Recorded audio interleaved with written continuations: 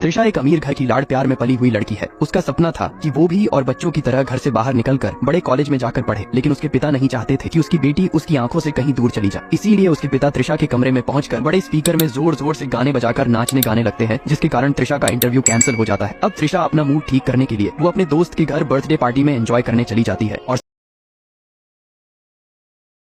सभी लोग वहां आकर मौज मस्ती करने लगते हैं। लेकिन तभी बॉटल खत्म हो जाती है। तभी उनमें से एक लड़की फटाफट से बॉटल का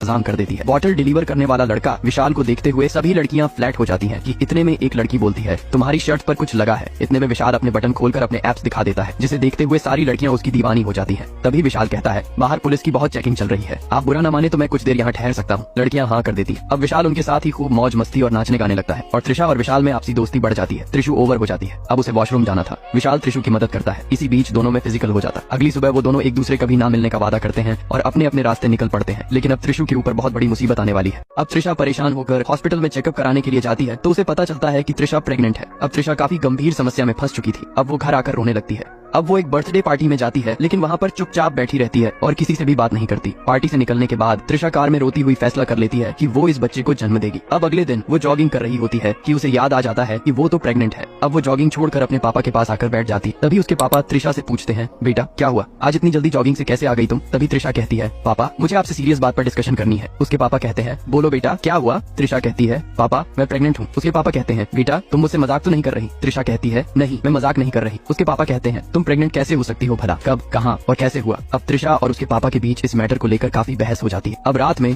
त्रिशा अपने पापा के पास आकर कहती है, क्या आप मुझसे अभी भी नाराज हैं? उसके पापा कहते हैं, हाँ। अब त्रिशा अपने पापा से पूछती है, क्या मैं इस लड़के को बता दूं? उसके पापा शॉक हो जाते हैं, क्या उस लड़के को नहीं पता कि तुम्हारे पेट में उसका बच्चा है? अब त्रिशा अपने दोस्त को कॉल लगाकर कहती है, वो दारू वाले लड़के का नंबर मुझे जल्दी से मुझे भेज, मैं प्रेग्नेंट हूँ। तभी उसकी दोस्त दारू वाले आदमी को कॉल लगाकर विशाल का नंबर मांगती है, लेकिन वो आदमी कहता है, तुम दारू वारू छोड़ दो, इससे मेरा लिवर खराब हो चुका है और मैं अभी हॉस्पिटल में भर्ती हूँ। त्रिशा गुस्से से कहती है, तू इससे जल्दी से दारू वाले का नंबर ले। तभी वो आदमी कहता है, अब मेरे पास एक भी दारू वाले का नंबर मौजूद नहीं है। फिर त्रिशा और उसकी दोस्त उस जगह जाते हैं जहाँ पर उन्होंने पार्टी की थी। अब वो सिक्योरिटी गार्ड से उसका रजिस्टर लेकर उसका नाम पता करने की कोशिश करते हैं, लेकिन वो दारू वाले का नाम पता नहीं कर पाते क्योंकि उसने एक लाइन खींचकर अपने साइन कर दिए। अब त्रिशा सिक्योरिटी गार्ड पर गुस्सा हो जाती है। अब त्रिशा अपने घर जाकर दारू मंगवाना स्टार्ट कर देती है। वो हर रोज एक नए दारू वाले को फोन करके दारू मंगाना इसीलिए शुरू करती है क्योंकि उसे लगा कि एक दिन वो भी यही डिलीवर करने जरूर आएगा। अब वो 100 से भी ज्यादा बॉटल्स इकट्ठा कर चुकी थी कि इतने में उसके पापा कमरे में आकर इतनी सारी बॉटल देखकर उससे पूछने लगते हैं, बेटा तुम डिप्रेशन में तो नहीं हो, हम दोनों साथ में मिलकर उसका सॉल्यूशन ढूंढेंगे। तभी एक और दारू वाले का कॉल आने लगता है। वो घर से बाहर निकलती है तो देखती है कि वो वही लड़का है जिसे वो ढूंढ रही थी। अब त्रिशा दौड़ कर जाती है और बिना कुछ सोचे समझे उसे गले लगा लेती है। अब दोनों एक दूसरे को देखकर काफी खुश हो जाते हैं। अब त्रिशा को गले लगाने के बाद वो दोनों कार में बैठ जाते हैं। रास्ते में लड़का त्रिशा से पूछता है, तुम्हें मेरा नंबर कहाँ से मिला? त्रिशा खुश होकर कहती है, अब बस पूछो मत। अब वो उससे उसका नाम पूछती है तो वह कहता है, मेरा नाम विशाल है।